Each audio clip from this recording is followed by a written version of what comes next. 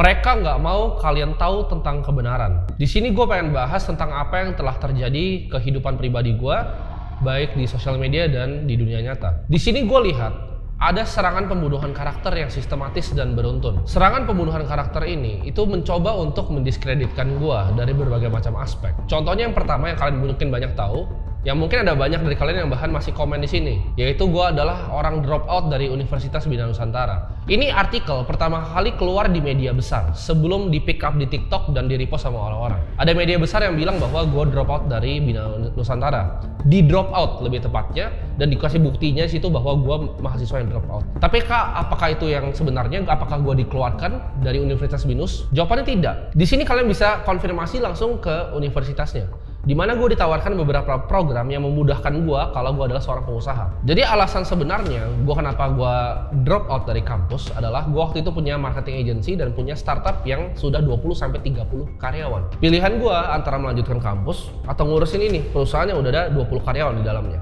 Tentu saja gue memilih untuk ngurus perusahaan gue. Kenapa statusnya drop out? Karena gue hanya keluar dari kampusnya dan gue nggak pernah kabarin mereka.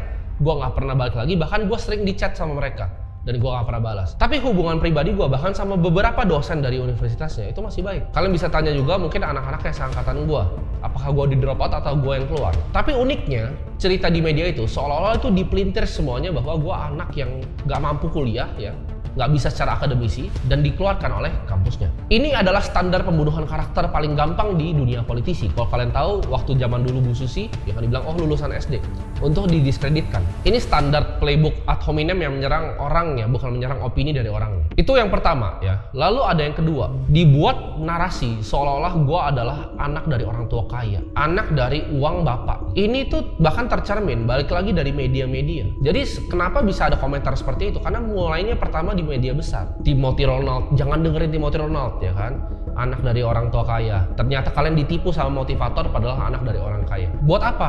Pertanyaan gue, sampai buat berita bohong seperti itu ya kan, sampai bilang bahwa gue anak dari orang kaya. Fungsinya apa? Untuk mendiskreditkan omongan gue. Nah nanti gue akan sambungin semua ini seperti puzzle ya. Gue akhirnya udah ketemu akarnya kenapa hal ini terjadi. Kalau kalian bahkan ngobrol sama orang tua gue sendiri bilang gue adalah anak dari orang kaya, mereka pun bahkan ketawa. Nyokap gue itu sangat bangga dengan apa yang bisa gue capai sekarang. Sampai sekarang dia masih suka datang ke kantor gue untuk bawain makanan. Ini nggak cuma terjadi di media sosial, ini terjadi juga di ranah kehidupan pribadi gue. Sampai waktu itu ya, ada suatu orang yang coba untuk mengkontak mantan dari gue untuk nanya orang tua gue itu sebenarnya kaya atau enggak. Dan kalau memang benar tuduhannya orang tua gue kaya, itu pasti sudah tersebar luas. Kenapa nggak bisa ketemu? Pertanyaannya, karena memang nggak ada. Kedua orang tua gue itu hanyalah orang-orang biasa. Bokap gue itu kerja di IT dan nyokap gue ibu rumah tangga. Media juga banyak mengecap gue kopi 80.000, itu boleh lah buat lucu-lucuan gitu. Dan juga motivator dan translator dari Andrew Tate.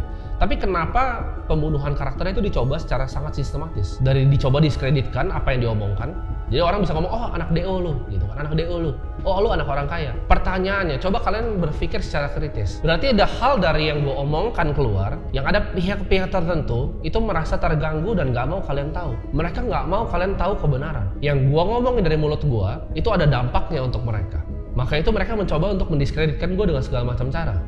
Ini gue kasih contoh satu lagi ya. Ada suatu instansi yang gue gak usah sebut namanya.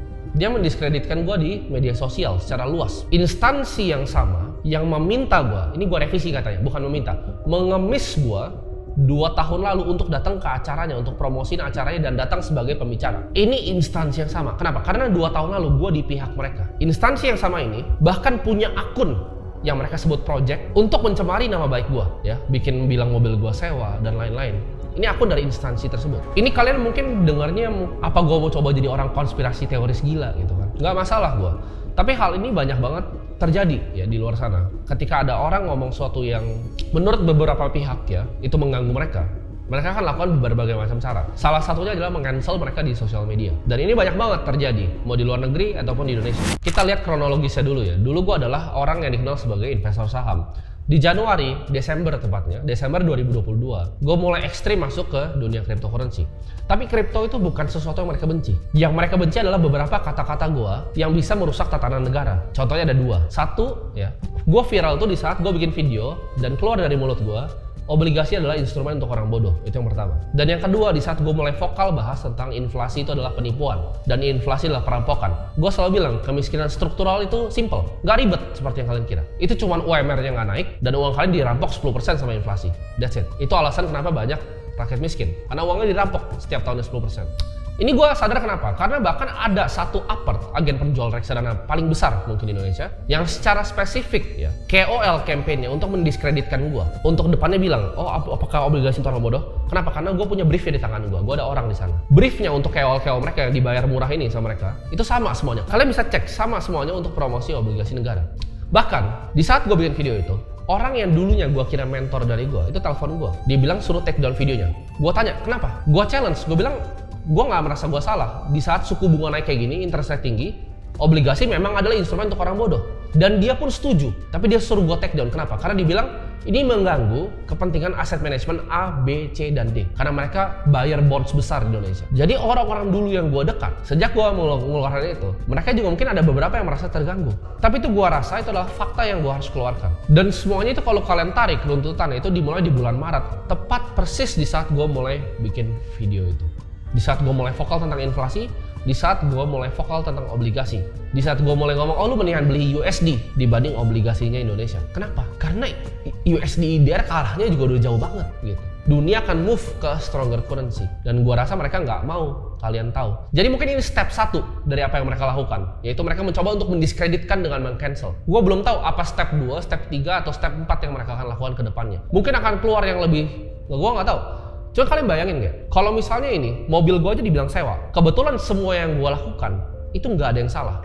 Gue semua lakukan berdasarkan hati nurani baik gue. Mobil gue itu gue beli di Evans Motor. Kalian bisa cek, datang ke showroomnya, tanya sama Ivan. Itu sampai didiskreditkan oleh akun salah satu orang di instansi ini. Dibilang itu mobil sewa. Jadi mereka ini coba sampai ke hal-hal yang ekstrim untuk mencoba mendiskreditkan apa yang gue pernah bilang. Kalian coba bayangin nggak, kalau waktu itu gue melakukan sesuatu yang ilegal, contohnya seperti misalnya IKA dan DS, gue mungkin udah masuk bui sekarang, pasti udah dicari-cari. Mereka cari gue tuh sampai ekstrim, sampai mantan gue ditelepon. Ini real case, mantan gue itu ditelepon dan di chat ditanya, kenal nggak orang tua gue siapa? Siapa sih orang tua gue? Beneran gak sih dia anak orang kaya? Bayangin kalian, ada media yang sampai kayak gitu. Media yang sama, yang dulu muja-muja gue 2 tahun lalu, investor muda ya kan, undang gue ke semua acara TV mereka yang selalu gue tolak-tolakin. Padahal karena gue gak pernah mau dibayar sama mereka. Gue selalu tolak-tolakin kalian. Dan di saat ada hal seperti ini, wah mereka yang serang duluan tuh.